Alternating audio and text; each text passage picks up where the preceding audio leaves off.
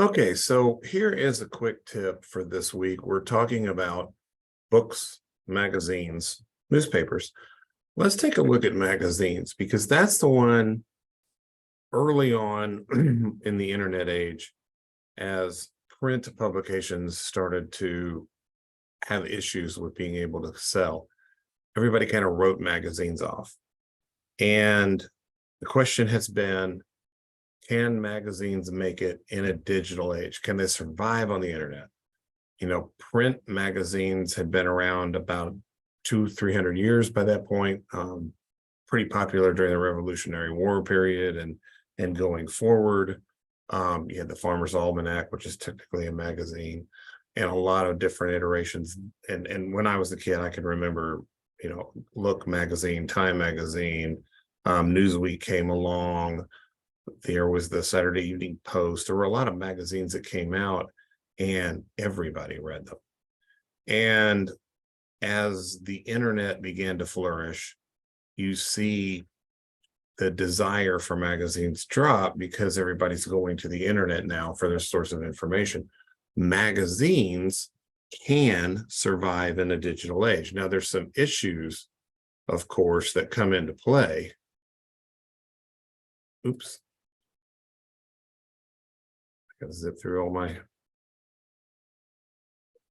So magazines in a digital age have a few issues that they have to deal with. One is the old way of doing it, single copy sales. For print, they would print out each month or week, whatever the magazine was, and then it would go out to bookstores and grocery stores and Barnes and Noble, back when we had Barnes and Noble and those kinds of places. And they would be able to sell single copies to people who didn't want to have subscriptions. In the digital age, that's a little bit harder to do.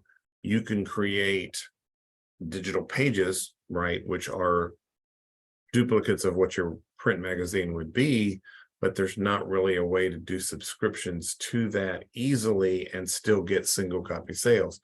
So that one presents a little bit of a challenge. How do you adapt in the internet age to even do a single copy sales type thing? A lot of magazines would run sweepstakes, or some of the European countries call them competitions. And what they are is you do some kind of a sweepstake and then you enter and you win whatever the prize is. But that presents issues with the internet, because when you were doing print, you knew where your print was going, so you could make the rules for the sweepstakes meet the laws for wherever the magazine was going. But with the internet, anybody can log in from anywhere, right? So then you get into legal issues because, quite surprisingly, not all the countries of the world have the same laws. So what might be an acceptable prize in one country might be an unacceptable prize in another, or the way the sweepstakes were is allowed in some countries but not allowed in others. So that draw factor of old print magazines also goes away because it's a lot harder to keep up from the legal side. The United States, for example, has the do not call list, and that makes it really difficult for advertisers to get subscriptions over the phone, which was another way, along with door-to-door, believe it or not, sales, to get people to subscribe to magazines. That falls out of the wayside too. So then what do you do? The other thing you've got to remember is, with the internet, you actually get a bonus for magazines because specialized audiences are now a lot easier to reach with the advent first of cable TV and then the internet. It's no secret that Google is tracking every move that you make on the internet, and Facebook tracks every move. There's all of these sites that are out there doing data mining. And part of what they do with that data mining is they figure out, okay, this group of people likes this particular thing. Well, if you're somebody that wants to make a magazine for a particular niche, you've now got a platform to find that niche. And as you'll see in a minute, there's some very specific marketed digital magazines that probably could not exist in print because it would be too hard to find the target audience. But on the internet, because of data mining, there's a ton of places to find the information you need for what is the target audience, how can I reach them directly. Well, here's the information you need, and it shows you. You also have to remember that digital versions of the magazine now are not just taking the print version and sticking it up on the internet. That doesn't work. We want more interactive content. We want videos included and hyperlinks and all of these things included into the digital platform that weren't available in the print platform. So you have to kind of think differently or change your way of thinking when you're developing a digital magazine. The web plays a huge role. There's actually, and this is a little bit dated here, but there's 8,000 plus magazines online. Now, this is a medium that everybody said was going to die as a result of the internet, and it's not. It's flourishing, but it's flourishing because of this right here. It's easier to find your target audience because you've got all this data mining done. And so you can get into a very particular group and help them get more information about whatever it is they happen to be interested in. You also now, with cell phones in particular, you have app development, and there's a lot of mobile app platforms available for nearly everything. It doesn't have to be magazines. I mean, every restaurant in the world has their own app for ordering online, for example. That same thing happens with magazines. And so you can subscribe through the app, and now you've almost got the same thing as a print magazine, except now you're setting out a digital copy through the app. And a lot of companies will have you have to pay a certain amount per month for the app to get updated. So say it's like $4 a month for updating. You get a new magazine every month. Let's just stick with monthly prints. And you get a whole new magazine on your app, on your phone, where we carry our phones everywhere. And so that helps us spread the content, and it's cheaper because now you don't need printing presses and paper and ink. And, a lot of the work that was done in the production of a print magazine goes away. Digital becomes a lot easier to do. I mean, one person can pretty much do a digital magazine if they have all of the right skills in utilizing the internet and doing editing and that kind of thing. You could actually run your own magazine and be a one-person show. And so that makes it a lot easier because of the internet. This is a pretty accurate quote. Jeffrey Buke said, tablets, the invention, and I happen to have my tablet, my Apple iPad goes everywhere with me. Tablets generally have made it pretty obvious that magazines have a new lease on life. Look, it's the same size almost as most of the magazines that we had. It's digital. I can open it up and read it anytime I want. I can close it up, but I don't have to take 14 magazines with me. All I've got is this. And we've got tons of people who read books the same way on their tablets. You have access to all the internet. You can go watch movies. I mean, there's so much stuff that a tablet can do, but it also provides this ready-made receptacle for digital magazines.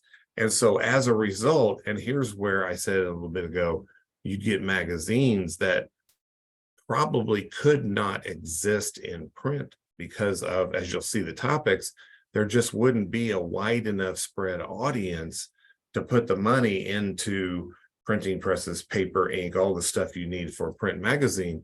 But in digital, this is a whole lot easier. So you've got things, and these are real magazines, Girls and Corpses.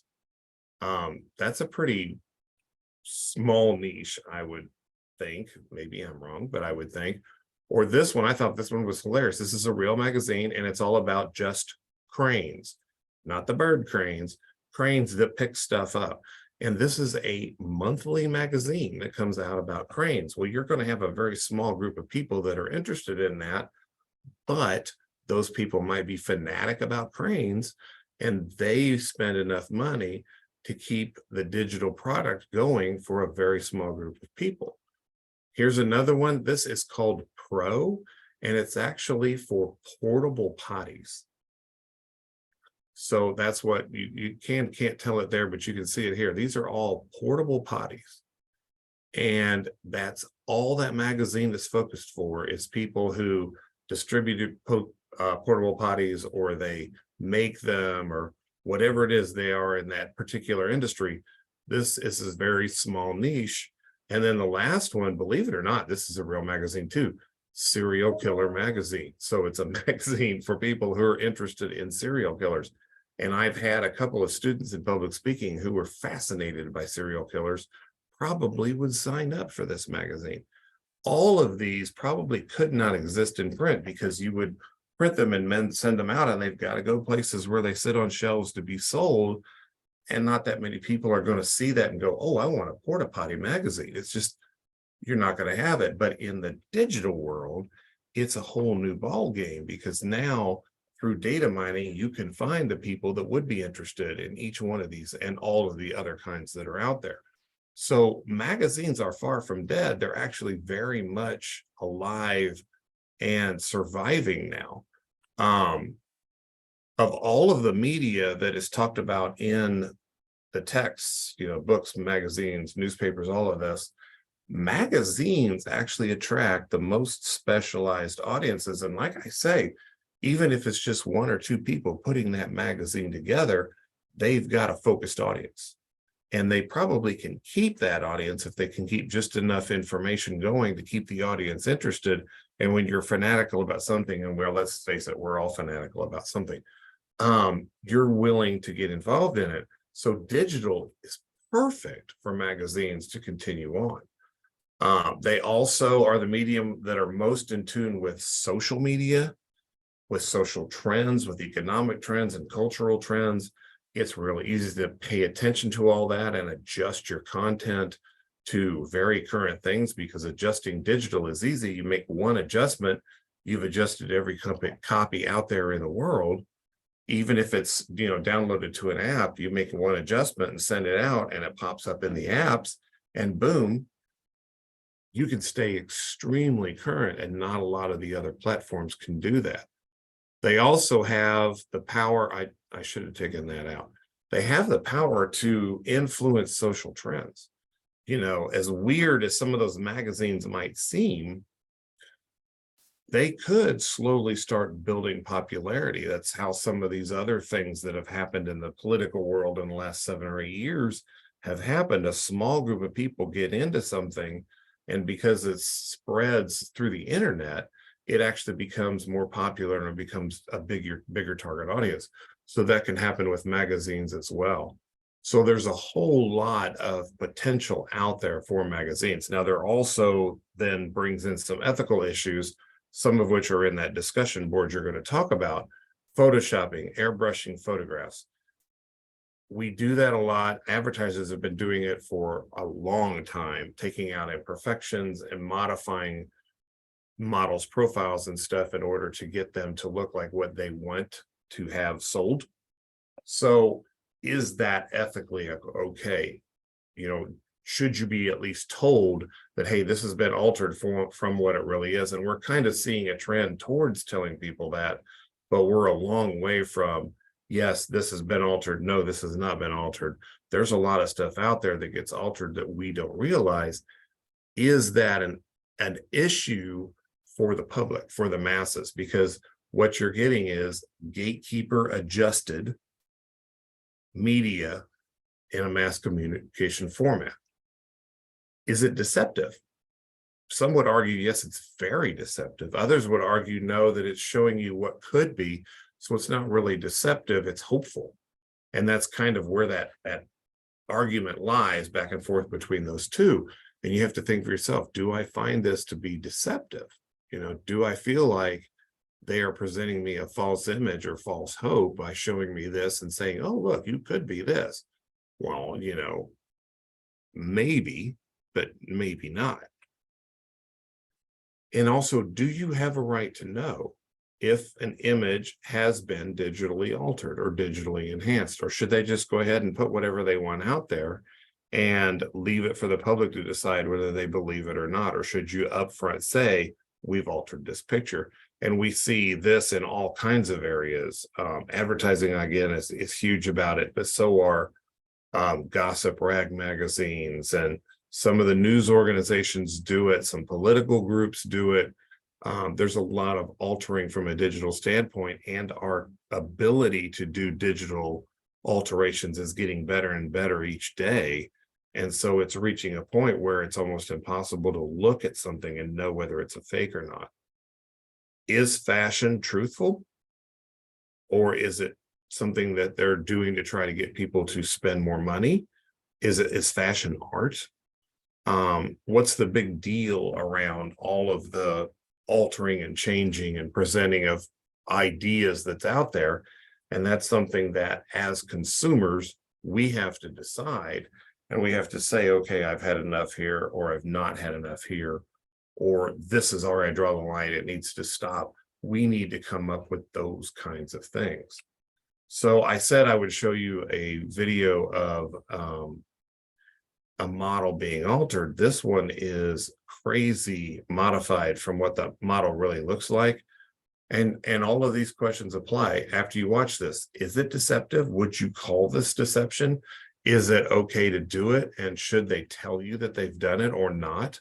But watch what can happen digitally. And this actually kind of does happen on a regular basis. Oh, that was not the one. I'm sorry. It's this one.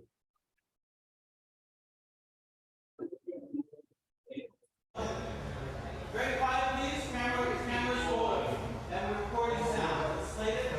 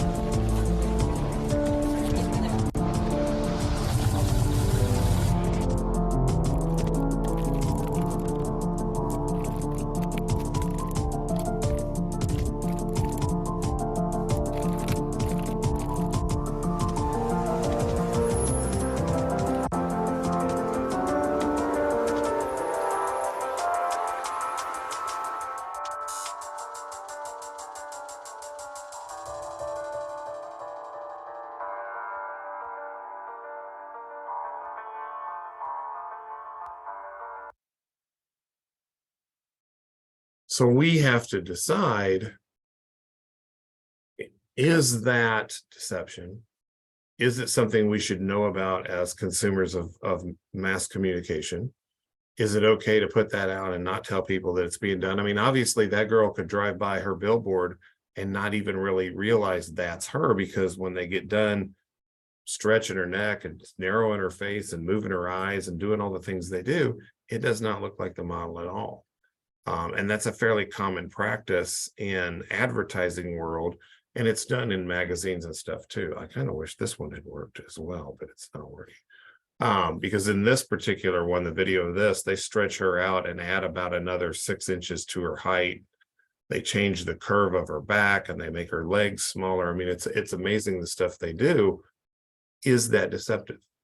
Or is that saying, hey, this is what you could be? You know, so it's adding hope. What place does that have? That's a very common thing in mass communication and in these magazine type delivery systems.